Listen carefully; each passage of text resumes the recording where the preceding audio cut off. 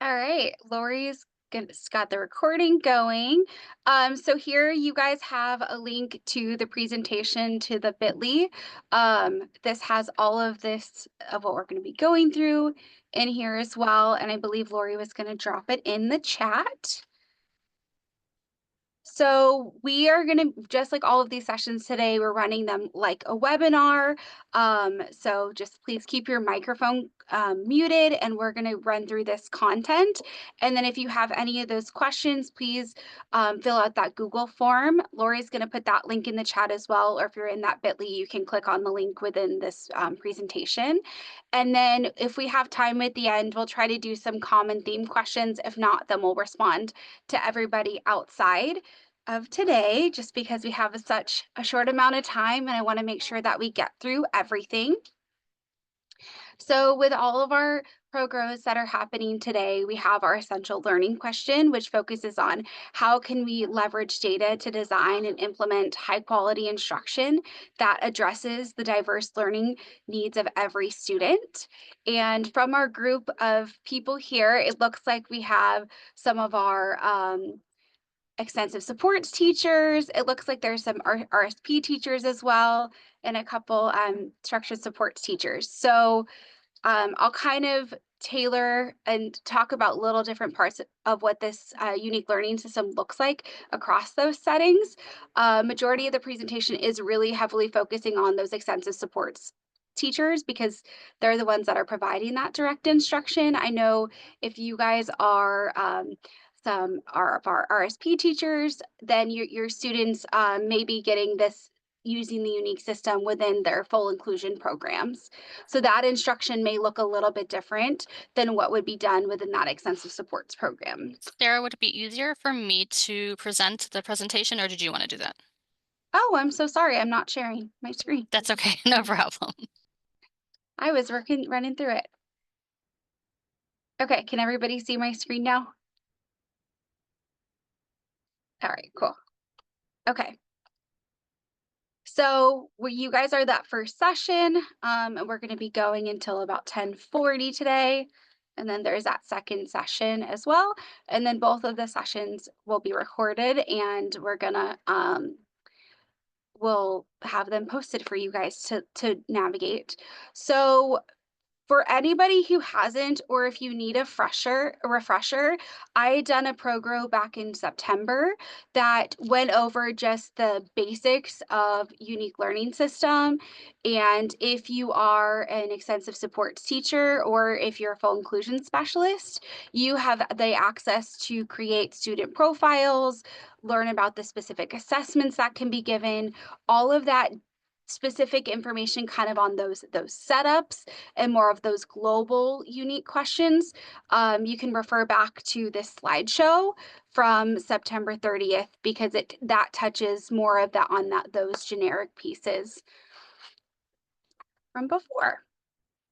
And then, so as we look at unique learning system and from some of the feedback that I've gotten from other sites or those that have shared kind of with interest, which led to this presentation being done, is how can I implement unique within to my daily classroom. And there's a couple different modalities that you can really work through, and it can be done. Some of the tasks can be done within that whole group instruction. Some of that can be done within that small group instruction, and really kind of tailoring, especially if you're in that extensive supports classes, building in your ELA and math rotations and focusing on having those 2 to 3 centers. And the great thing is that most of our students who do have those moderate to severe needs, the skills that we're working on that drive that our IEP goals are rounded are a lot of those skills that are naturally kind of just built into the program, and we're able to implement and incorporate their IEP goals with just the daily routine and the lessons of unique learning system. And then your materials can be done whether they're printed or digital. And then some of those activities that can be done home group, really those read alouds, reviewing that content vocabulary, as well as some of those science and social studies lessons. And then things that need to be done more individualized, looking at kind of those assessments as ed specialists and kind of progress monitoring to support their goals. If you have full inclusion students, then some of this work would be definitely done more in that one-to-one setting, as there, and I would try to align kind of that content during their ELA blocks. You're doing those ELA activities, the math blocks, you're doing the math activities, and aligning it with what's happening within the general education classroom. And we'll also talk about kind of how to use it day to day, as well as what to do with our instructional assistants as far as kind of that implementation and that coaching goes. So the most important thing really when we're looking at incorporating it unique into our daily schedule is really planning and building the time to implement this into your schedule to support that learning for all of our students. Because if you can build that consistent routine and the format, you're gonna be able to kind of set yourself up for success for the rest of the year. So within Unique, and I'll show you where this is, that there is the monthly planning guide. So it is the monthly pacing for the entire monthly unit. And what's so great is if you follow that pacing, then you can build it into your schedule, build it into your routine, and it follows the same format every single month, the same type of activities every single month, just the content per unit changes. So when it comes to that coaching and training piece, it really comes down to your system and building it into your schedule will help you be the most successful. And then, of course, you want to kind of be strategic about your student groupings. If in our extensive supports classes, if you're using this in those, just like you would, have your groups currently looking at if you're doing it based off of behavior or skill level. But regardless, you're going to be able to differentiate those lessons and provide different prompting to kind of meet the students where they're at to help with that engagement. So I'm going to show you all one of these examples of the monthly plans. If you guys all can see it, let me make it a little bit bigger. So this one is the monthly pacing guide for the elementary bandwidth. We have elementary, which is TK to 2, and then you have 3, 4, 5, which is intermediate, and then we have our middle school and high school bandwidths. But each monthly unit has this pacing guide. So here it's broken into these different categories. So you have the word work, the reading leveled books, the language arts activities, and you have then math and then those related content, so that's science and social studies. What's so great is it basically, if this is kind of your script and it for that monthly pacing, if you can build it into your schedule of being able to have your center rotations, you kind of have an idea of what you want to do whole group, you can follow this of exactly what lessons to assign, and it'll make it very kind of that product, it'll be pretty easy to implement, and it will hit most of your students' IEP goals within those pieces. Just like we're working in our general education spaces, they're doing that IMSC training. Sometimes historically, our students with moderate to severe needs have kind of lacked some of that phonics instruction. So that is built into here. So as we're working on phonics and our phonemic awareness, really building up our reading skills, comprehension, all of those pieces are built into here. So this is just one of these examples. I'll show you where to find it based off of your grade band, but it goes into the entire month of what this looks like. We're going to go a little bit more into the specific types of lessons and activities as well for all the areas. But no, this is here, and I linked this example as well.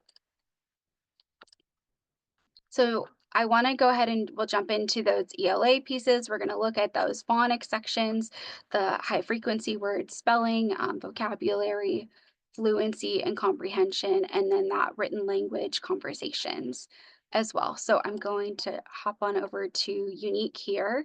So you guys can all see the Unique screen, right? Okay, great. So I'm in the Unique Learning System tab under the here under unit lessons. So right now you have all your lessons for the entire year, which are listed up here. And I'm currently in that elementary bandwidth, which is that K-2, but you'll have your specific bandwidth. They're all very similar, just the content is a little bit more age appropriate to what those standards are being worked on within that grade level. But over here on our left-hand side, you have just the unit overview. You could download this to kind of just see all those topics that you're going to be working on for this next month. Then it breaks it down into the language arts sections here. So you have all of those, just like on this monthly planning, it breaks it down into those word work areas. You have all of that listed here. And you have those specific activities for each section broken down. So if, for instance, within one of your centers, you have a phonics station, you have that high frequency word station, and maybe you have a spelling station.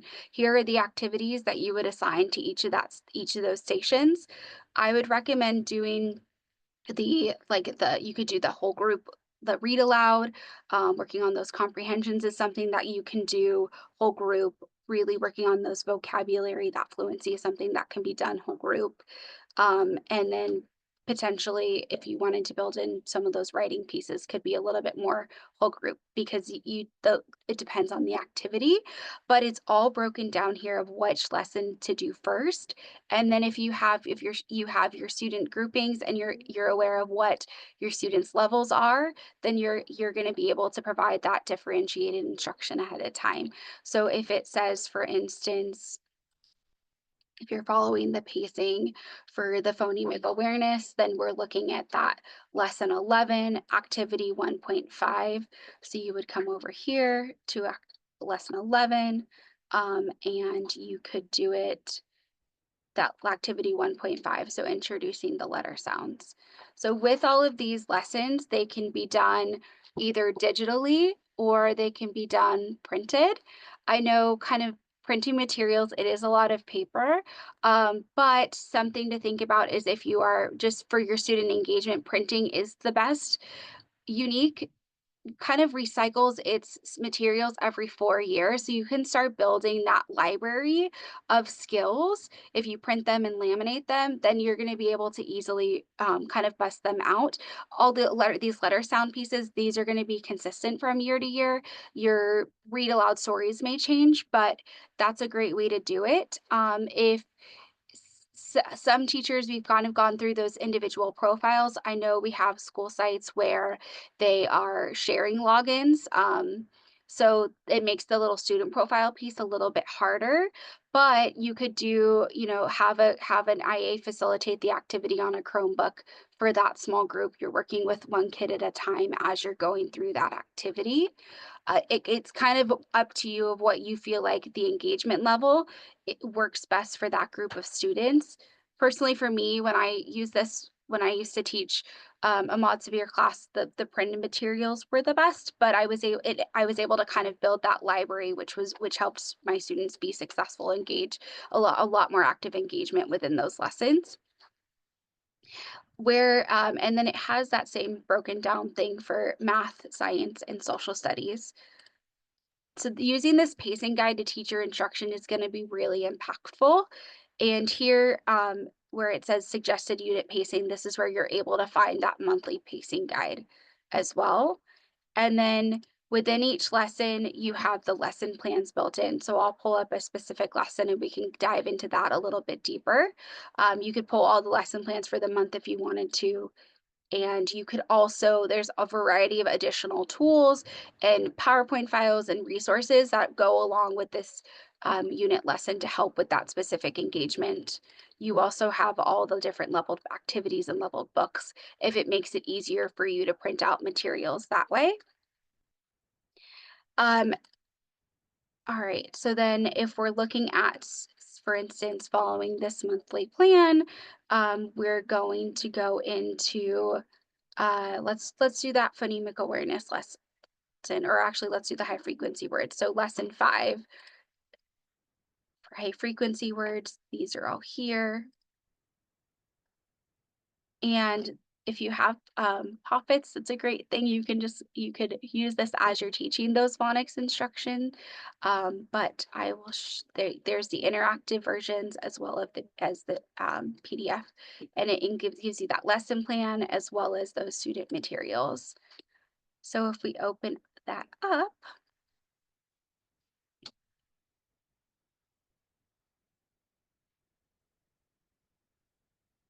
hopefully it'll load. You have this just a specific step by step on how to implement these lessons. And like I said, the format is the same, but your words are going to change. The content, the flow is the same, just that individual content is a little bit different. It talks about kind of what materials you would need, as well as those goals and objectives of how to implement it.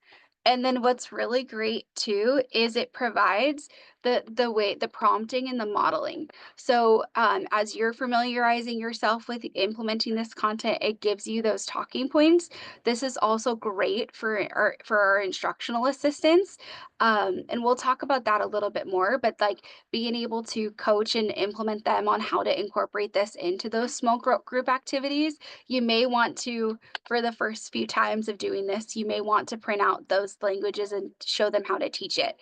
But the step by step is built in, and these directions and these instructions are in there for every single lesson. So it shows you like what that you do as the adult, what the teacher and student does together, so that we do, and then looking at the you do. So what does the student's practice look like?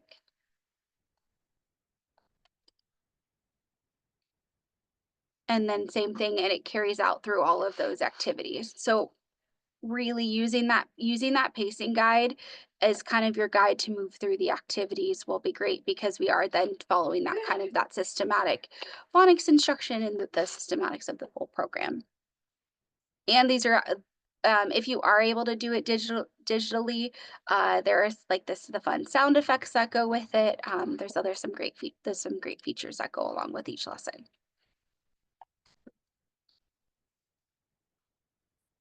And then like these high frequency words, you can work on these whole group, but then also being able to take that deeper dive into those specific small group lessons, which would be awesome.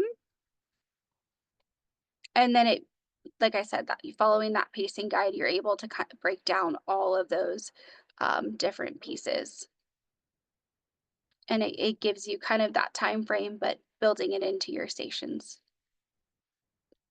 uh, of whatever you guys see fit.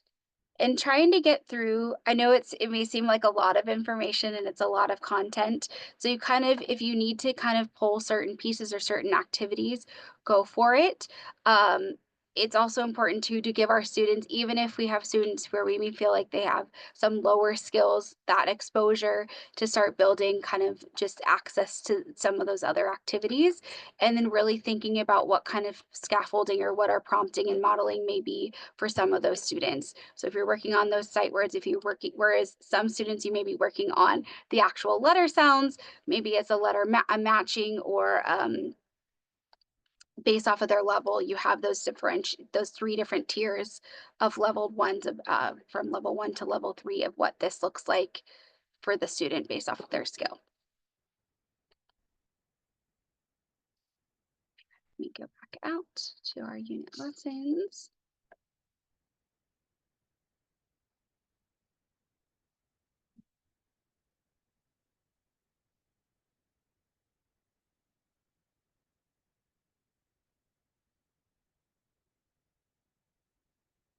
Okay, and then we'll just jump right into, or for instance, let me show, because I know some ed specialists are from RSP are in here too. So if I were to show you, for instance, some of our leveled books, what this looks like, um, you can kind of, it's up to you, right? If you're focusing more on student comprehension and having maybe a medium leveled book, so that they're able to identify those pictures and you get a little bit more of that content that they're able to understand, versus if you want the student to read it themselves, you have that flexibility and that freedom. So within each of these language arts lessons, you have all these little scripts and pieces broken down, but then you have the stories that are broken down to 3 different levels as well. So this is a level C. And so you have a little bit more words that goes with the pictures compared to the level A, which is a little bit more simple. And they're often, if the lower the level, the more of those repeated readers.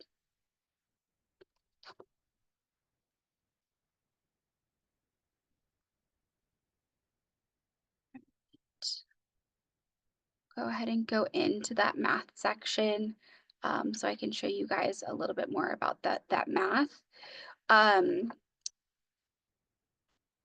so math, same thing. It breaks it down into those different areas. So you have your number sense skills, the algebra, the geometry, and then the measurement and data, and money and time. Of course, like the incorporating these lessons, if you're building them into your schedule, it's great and giving students the opportunity and just that access. How you differentiate it may be a little bit different. For instance, if you're working on the money, you may have students that are simply just working on matching coin to the picture. And then maybe just doing basic counting, you're only doing pennies, for instance, versus students who you're working on like able identifying all the coins, all their values, maybe skip counting, or actual money um, computation that's in here. The levels, this is a level 3 where you have the box that's blank.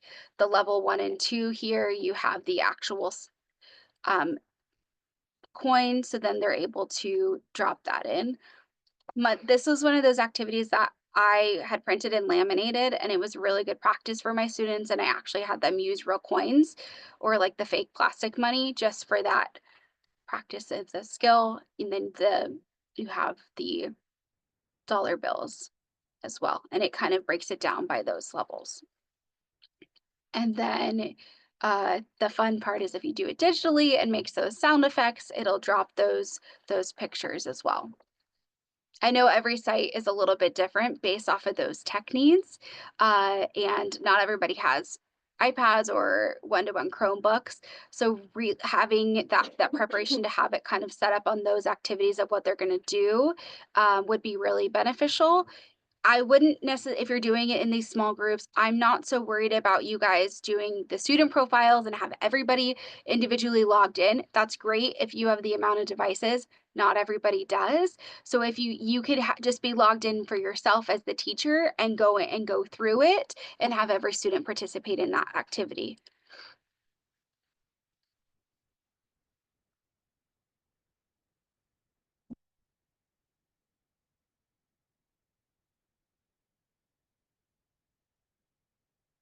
And then same with the other math activities, they will, let's do an interactive one so you guys can see what that looks like.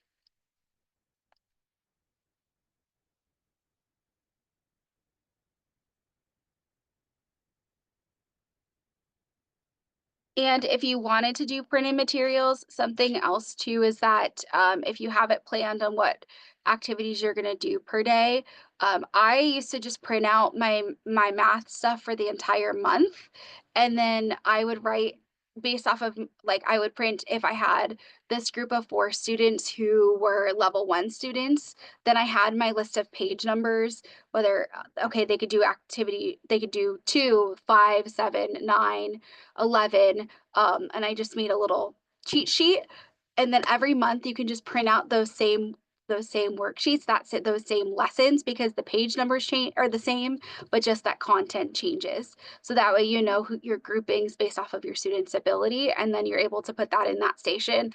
And then it comes down to that coaching of our instructional assistants of what level of prompting that student needs based off of your groups.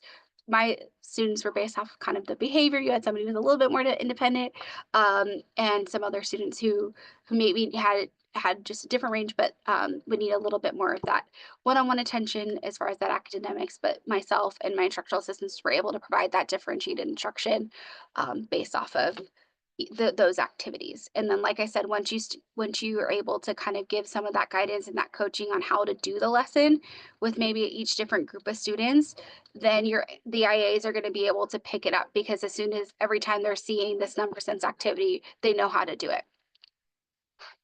So it makes the sound, and then you can match the number, for instance. And then just one of those little notes here is on the bottom right-hand corner, you have those specific lessons and the unit names on there. So in case you printed things out and you needed to remember which goes for what day. Um, so these are similar of these specific activities, and then you identify the number and it'll put in there. That's what happens if you do it wrong. So that way you guys can see as well. If if you're doing some of the writing, there's marker features. All of this is kind of explore and see what works best for the student. But if you do click on it, oh, sorry, I'm on the marker piece, it will read the sentence to the student as well.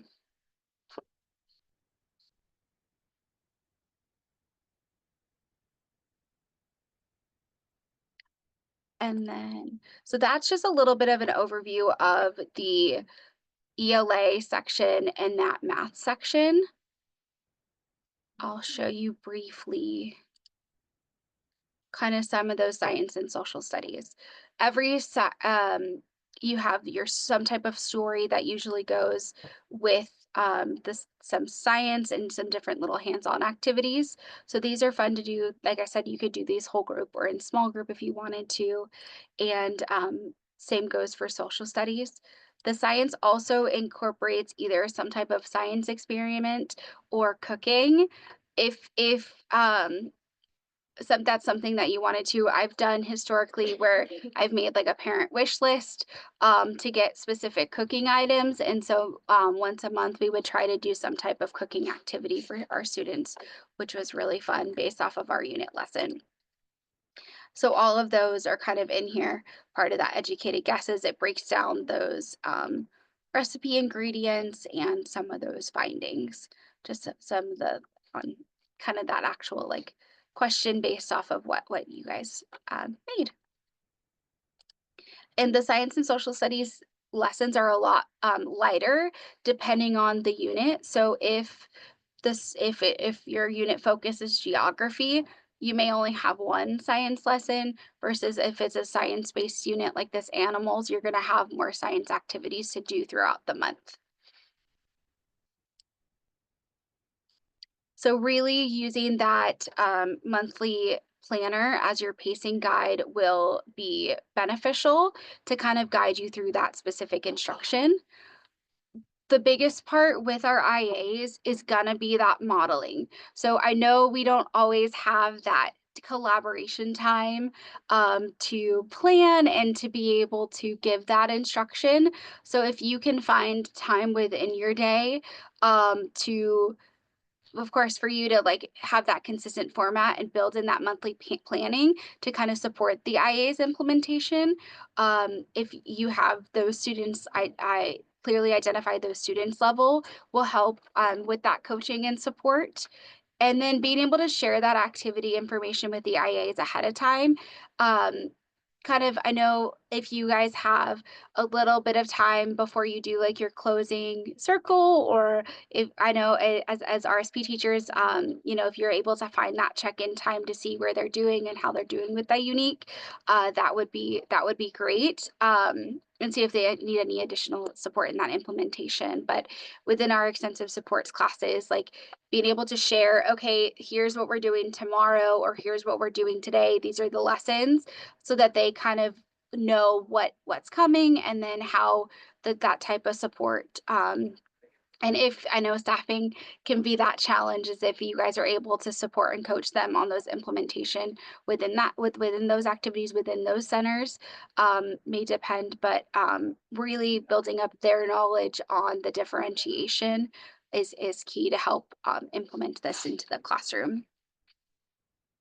And then tying back to our question at the very beginning, really looking at how can we use Unique to support the data driving a data driven IEP.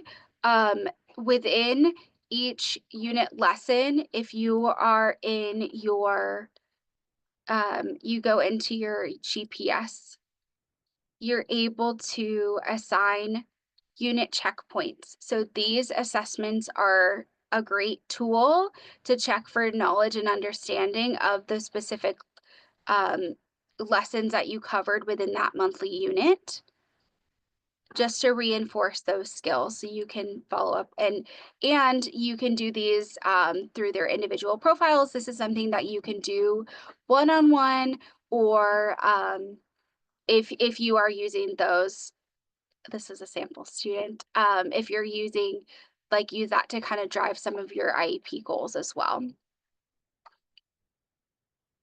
And this, if you have that time to pull students one-on-one for assessments, that's great. But also just to kind of follow that pacing to show how they're doing. Next, student, it would be really collecting those student work samples. So if you are printing things, then you have those work samples to support, and or if you're doing the student profiles, you can view those assignments and their progress that are within those specific assignments. If you're just doing that one Chromebook per task, just maybe like some anecdotal notes for your IA, or just to kind of have an idea on how, or screenshotting a student's worksheet before, so you can kind of have that student work sample as well. And then within Unique, as there are those benchmark assessments. So these are assessments if you are using those student profiles, which is huge because you can push out these individual assessments and they support the IEP goal development. They are able to be used to monitor specific progress on students' IEP goals, and there actually are some additional tools, and that's something that could be a separate session where we just dive into those assessment pieces to use them to as you're developing IEP goals. But most of our students with Montessori needs, we're really working on, those basic phonics skills, sight words, addition, subtraction, reading comprehension. Those specific academic goals are tied into the Unique system. So it may be able to replace some of your independent work time if you're building it into your centers. And then as far as additional resources go, Unique has a ton of additional training opportunities. So the link is here for you guys to find out some more information. Just like our students that are in general education, like I said, are getting that IMSE training. Unique Learning System follows the Science of Reading curriculum program as far as teaching phonics and reading instruction. So they have a fantastic training session on here that's all about implementing science of reading. So that's something that if you have a chance to do it on your own time, it's a great tool and resource to really help build those foundational reading skills and the phonics for our students, and how to utilize it within this program. If that's something that we want to do a separate training on with myself, I'd be happy to do that as well. If you guys have any questions, please reach out to me. I am happy to meet with you and kind of talk about different ways that, like, what your challenges are and what your struggles are if of using Unique. If you're really familiar how you want to, if you want to try and implement some other things or need some other ideas, please reach out to me because I'm happy to help support. I love Unique, and I had used it previously for teaching for many years. So I know it really well and be happy to help anyone. Thank you, Sarah. We've got some questions. We've got about 4 more minutes. Yeah. So the Google form link is here. I also put it in the chat if you want to ask something more specific or give feedback to us, that'd be great. One question was, for full inclusion students, do they have the Unique app on their Canvas page? So they don't have the Unique app on their Canvas page, but we could work, one of our inclusion specialists can do this. So because it's not an individual app, it's just that link to the website. They can make a little bookmark shortcut for the student. We've also been able to link that shortcut to like an iPad or different devices. So that leads us to the next question. Is Unique accessible on iPads? So Unique is accessible on iPads. It, like I said, it's not a specific app, but it's done through Safari. You can link the specific link onto the iPad and it would take you to, so if you do have like one-to-one student iPads or you have a few devices and you have like a Unique station, you can link that to the page where it is the student login for the profile, and the student can choose their picture, whether you or they type in their name, or they can scan a QR code to pull up their individual profile. But it can be done through that link that's linked to an icon. Okay, that was asked by Jason. I don't know, Jason, do you want to come off mute and explain the situation you're having? He's having it blocked or inaccessible from the district tablets.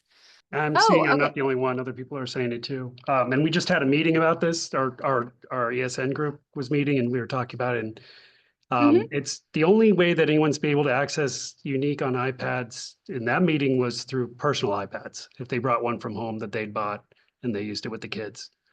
So I'm wondering, Okay, how do we get it through the district ones? Thanks. then I just need to get it. That's an IT question that I will work through with IT to support them for us to be able to have access to it, because it's just part of our safety or security blocks. So potentially we may be able to get it linked to Canvas if needed. Okay. I think that would be key. I've heard from other teachers as well during this presentation that iPads is preferred for fine Mhm. motor concerns and obviously looks very much similar to the AAC device. As far as licenses, there are some people in this group that do not have a license. Are we holding licenses for full inclusion students? So, any RSP teachers, I'm so sorry, will not have a license. The inclusion specialists have those license, and so they're able to create those seats and student profiles for full inclusion students. If you're an extensive support teacher, you either have a license yourself or you are sharing a license with one of your teachers, somebody else on your site. And that kind of came down to specific student numbers. We only have a limited number of licenses for the entire district. And I was very strategic in giving those licenses because you can hold so many student profiles on each. I think it's 15 students per license. So if you're a site with 3 classes, you guys, most of the time, based off of your student numbers, you guys will have 2 licenses. And then those teachers who are sharing know who they are. Okay, last question. I know some people probably need to leave. There is a 10:50 session that they may need to attend. One last question is, Danny was curious, how are the other ESN classes getting iPads? Do you happen to know that, Sarah? Does that come with the program or is that through like assistive technology? iPads are from on a site to site basis. That it's some sites use their own funds to get those specific iPads. So that it kind of comes down to the specific site. There isn't special education iPads that are just for Unique access. All right. So we're going to go ahead and close this session now. I know you guys have other sessions to get to. As always, though, please use the Google form that is linked in the chat for any other questions. And then Sarah did share her email, scushing@powayusd.com, if you haven't had any specific questions or just need more support moving forward. Thanks, Sarah. Bravo. So much good information. I definitely learned. I don't use it every day, but I support people who do, and I learned a lot. So thank you. Have a great one, everyone. Hopefully Thanks, session 2 everyone. is fabulous as well. Hey, Sarah, it's Shelby.